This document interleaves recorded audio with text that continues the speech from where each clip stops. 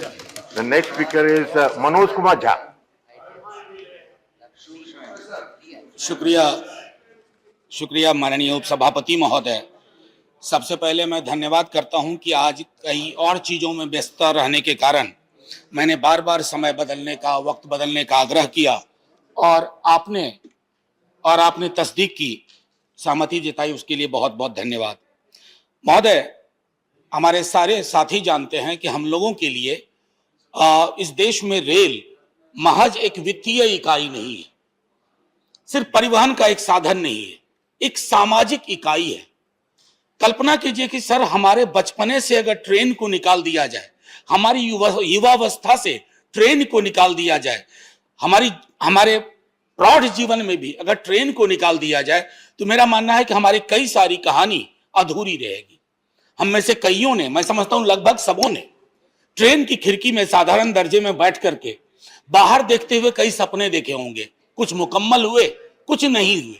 मैं सिर्फ ये कहना चाहता हूं कि पाकीज़ा फिल्म में अगर उस गाना चलते चलते मुझे कोई यूं ही कोई मिल गया था, अगर ट्रेन का वो सिंबोलिज्म निकाल दिया जाए माननीय उपसभापति महोदय, तो उस फिल्म में ट्रेन के माध्यम से विरह और वसल की, हिजर और विसाल की कितनी सारी चीजें हैं और कई सारी फिल्में बनी। ये मैंने सिर्फ इसलिए कहा ना सर, कि अब जब भारतीय रेल पर खतरा मंडरा रहा है, माननीय रेल मंत्री जी बहुत ही कुशल प्रबंधक माने जाते हैं, शालीन व्यक्तित्व भी है, लेकिन अक्सर ऐसे ही लोगों के माध्यम से कुछ वैसे भी काम करवा लिया जाता है जिसका हमें अंदेशा होता है। मैं क्या कहूं, अक्सर कत्ल करने वाले हाथ अपने ही होते हैं।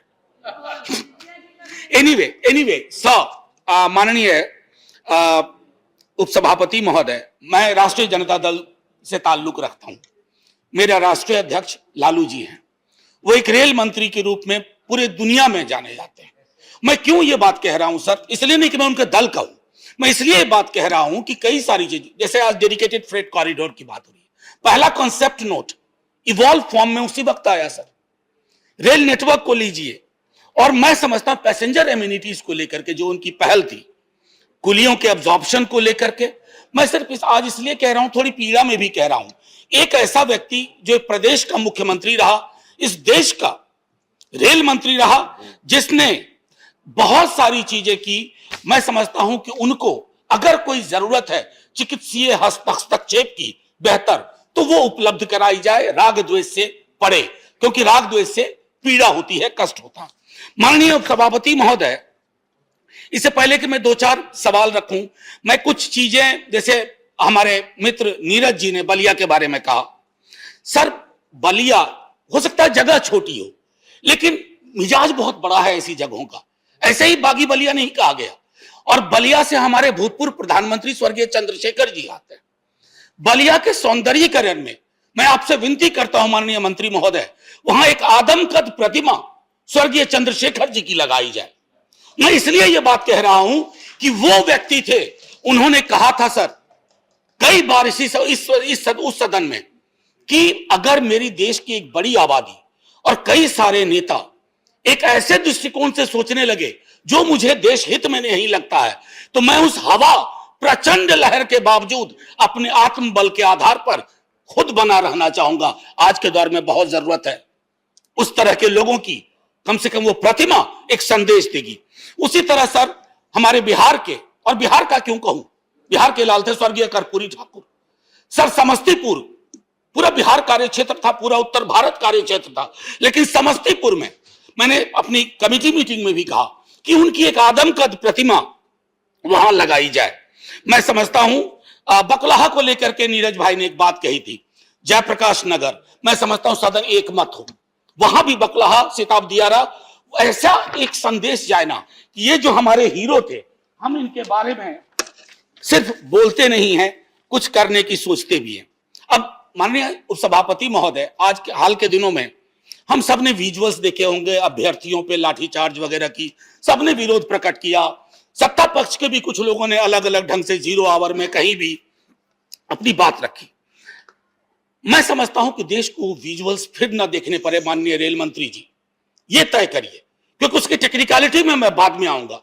मैं अभी ये कहना चाहता हूं, एक छोटा 2018 में assistant loco pilot and technician की वैकेंसी निकली साहब, 4 एग्जाम हुए, मेडिकल भी हुआ, और अभी तक 7,000 अभ्यर्थी स्टैंड बाय में है। सर आपके कैटेगरी में वो स्टैंड बाय में है, लेकिन उनके जहन में स्टैंड बाय नहीं है सर, हिले पड़े हैं। और ये अभ्यर्थी नहीं है, परिवार के परिवार है। मैं समझता हूं कि माननीय रेल मंत्री जी इस पर एक आपकी तवज्जो हो। सर एक हल्के में एक बात कहता हूं, मैं तकरीबन 15-16 वर्ष का था, उस वक्त से मेरे शहर सहरसा में एक ओवरब्रिज की बात होती थी। मैंने स्कूल भी खत्म नहीं किया था सर, और अब इतने वर्ष बीत गए, अब जाकर के वो ओवरब्रिज पर कुछ चर्चा चल रही है। माननीय मंत्री जी आप सिर्फ नोट कर लीजिए, सहरसा शहर में एक बाजार हुआ करता था जो मूलतः बाहर सहरसा मेरे शहर का बाजार था।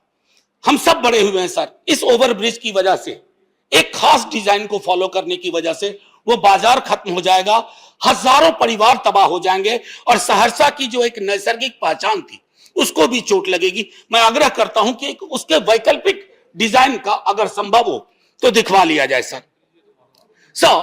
फ्रेट सर्विसेज की मैं बात करता हूं, 85% रेवेन्यू रेलवे का आता है, इससे कोई इनकार नहीं है, लेकिन उसका भी अगर आप कंपोजिशन देखें तो 3 चीजें खास तौर पे हैं, कोल, आयरन एंड सीमेंट, 70%। इसमें कितना डाइवर्सिफिकेशन हो सकता है, इस पर हमें विचार करना चाहिए सर। यह आलोचना नहीं, सुझाव की शक्ल में है।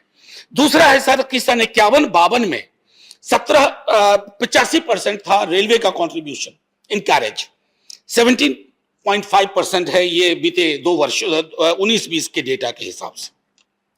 सर हमारा मानना है कि अभी जैसे हमारे सहस्रबुद्धे जी कह रहे थे, आपको डिसेबल फ्रेंडली जो हमारे गोल्स थे वो अभी भी पूरे नहीं हुए हैं। और एम्प्लॉयमेंट के बारे में मैं कह चुका हूं सर, वैकेंसीज आपके पास है, बल्कि आप across railway zones, sir 2 minute लूंगा, अक्रॉस रेलवे जोन्स आपके पास वैकेंसी है। कई जोन्स में वैकेंसी सरेंडर क्यों कर रहे हैं? एक देश में जहां अनएम्प्लॉयमेंट आज इस चरम परिस्थिति में है, वहां अगर आप वैकेंसी सरेंडर कर रहे हैं तो इसको मैं बहुत बड़ा गुनाह मानता हूं, और मैं जानता हूं कि माननीय रेल मंत्री जी इस गुनाह को आप कम से कम नहीं करना चाहेंगे, उनके लिए दरवाजे खोल दीजिए। स्पोर्ट्स कैटेगरी में सर यहां कई बार चर्चा हुई, माननीय प्रधानमंत्री जी ने भी स्काउट्स एंड गाइड्स की बात की, काफी शिद्दत से, काफी मेहनत से वो बच्चे काम कर रहे थे। अभी 2 वर्षों 3 वर्षों में उनकी भर्ती पर रोक सा लगा हुआ है। एक विषय माननीय उपसभापति महोदय जो मैंने पहले भी उठाया था, सैनिटेशन वर्कर्स जो रेलवे में एम्प्लॉय किए जाते हैं, you would be ashamed to know sir, and maybe we have got used to it, that the large number of deaths of manual scavengers that takes place in railway, where the biggest employer is railway. So, and finally a couple of things I want to in fact as a matter of suggestion, honorable railway minister sir, so your all completed work must be audited by an outside agency like CAG. When I say this, I have some instances that it is not being adhered to. There should be expeditious ways to monetize railway resources, the primary being land. But when you do it, we should also look at the possibility of, can we use certain part of it for the rehabilitation of vulnerable groups? So role and responsibility of RPF and GPF must be reevaluated, revisited, क्योंकि इसमें बहुत सारा zone ऐसा है, grey area है, जहां हमारी जरूरत होगी। So in this era of austerity and cost cutting, कई बार चर्चा होती है कि हमें सादगी लानी चाहिए, बहुत खर्चा हो रहा है। Why do we really need a newly created full-fledged department like ENHM? Honorable Minister, sir, I couldn't find any justification. I mean, why do we have a separate construction wing to create infrastructure when the same work is being done by organizations like IRCON and other private entities? I think so. Finally, I'll just take 1 minute. Sir, people are worried. Your statement in Lok Sabha, it tried to take care of a part of worry. But looking at the fate of Air India, I know, looking at the fate of Air India, my worry is, are we allowing Indian Railways to go the Air India way? We don't have a national carrier now. Are we going to see a situation? Sir just सोच के देखें हम लोग, अगर बस 30 second लूंगा sir. आपने एक शहर को देखा है, उस शहर के साथ उस प्लेटफॉर्म का, रेलवे स्टेशन का एक रिश्ता है सर। बाजार का मैं विरोधी नहीं हूं, लेकिन बाजार के समक्ष आत्मसमर्पण होने से मैं समझता हूं हमारे पास कुछ खास बचेगा नहीं। और मैं फिर स्वर्गीय चंद्रशेखर जी को इस फसाने में लाकर, अफसाने में लाकर कहना चाहता हूं कि जब उन्होंने 1990s में भी ये बात कही थी और कई दफा, इतना हमें सनद रहे, इतिहास हमारा मूल्यांकन 2-4 फैसलों से नहीं करता है, फैसलों की लंबी श्रृंखला को गौर से देखता है और यह देखता है कि क्या आपके निर्णय किसी के दबाव में थे या किन्हीं के दबाव में थे। दबाव मुक्त निर्णय लेना आपको ऐतिहासिक बनाता है, वरना इतिहास गढ़ने की कोशिश तो कई सिकंदरों ने की थी। जय हिंद सर। धन्यवाद।